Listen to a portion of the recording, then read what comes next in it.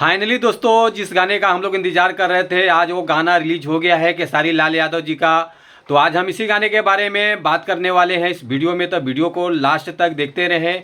और जो लोग भोजपुरी बुढ़ंगामा चैनल को अभी तक सब्सक्राइब नहीं किए हैं, वो लोग सब्सक्राइब कर लीजिए। चलिए वीडियो को शुरू करते हैं। नमस्कार दोस्तों, मैं हूं सतीश। आज हम जिस गाने के बारे में आप लोगों से बात कर रहे हैं, फाइनली ये गाना रिलीज हो चुका है। वो आगे बात करेंगे किस चैनल से रिलीज हुआ है, पहले गाने के बारे में बात कर लेते हैं। गाना बहुत बवाल है, बहुत तगड़ा लेवल का गाना रिलीज हुआ है।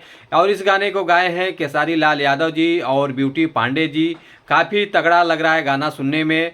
और गाने का बोल है हैंडसम हीरो। और उस गाने को लिखा है अखिलेश कश्यप जी, जो कि काफ़ी अच्छा गाना, बवाल गाना इन्होंने लिखा है।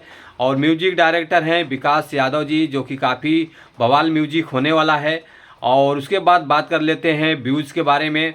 3 घंटा हो गया है गाने को रिलीज़ करके। 3 घंटे में 84,553 व्यूज़ आ चुका है।